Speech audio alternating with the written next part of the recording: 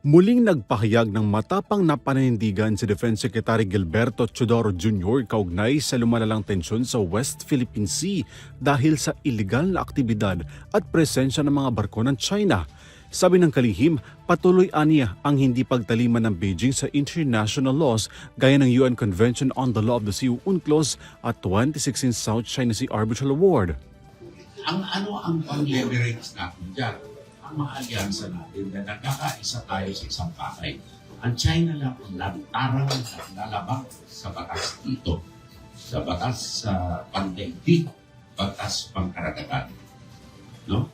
Kaya maraming sumasang-ayon sa akin at puro na lang single-sided propaganda ang ginagawa nila na wala naman naniniwala. Sinabi naman ni dating Defense Chief Norberto Gonzales na mayroon dating Philippine envoy sa China na ipinahayag ang pagtindig ng Beijing sa kanilang teritoryo, dahilan kung bakit lumalala ang tensyon sa West Philippine Sea. China, like many countries, do not like war. They do not like war. Except in matters of or issues of territory.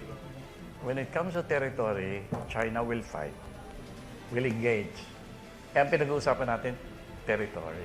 Pero ang tunay na gera, kung titignan mo ang kasaysayan, hindi lang sundalo ang nakikipagbakbakan dyan. Hindi lang sundalo ang naaapektuhan ng gera. Ang naaapekto sa lahat ang taong bayan. Naghain naman ng resolusyon si Senator Kiko Pangilinan para magsagawa ng investigasyon ang mataas na kapulungan ng Kongreso kaugnay sa umano'y kasunduan sa Ayungin Shoal. Kasunod ito ng July 20 incident kung saan hinampas ng wooden baton ng mga tauhan ng China Coast Guard ang tropa ng militar na nakaestasyon sa BRP Sierra Madre sa Ayungin Shoal. Ay sa Department of Foreign Affairs, nare-respeto raw nila ang mandato ng Senado na magsagawa ng sariling investigasyon.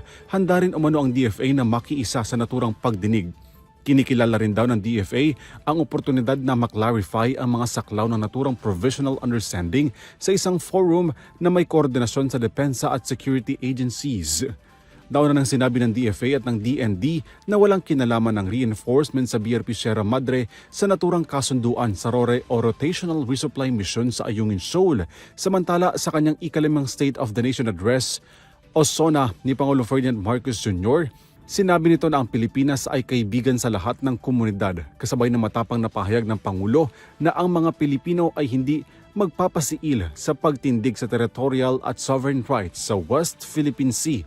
Itinuturing naman ng Armed Forces of the Philippines o AFP na big deal para sa hanay ng kasundaluhan ang pahayag ng Pangulo. Para sa EuroTV News, Alvin Pelobello, isang dekadang sumasaludo sa bawat Pilipino.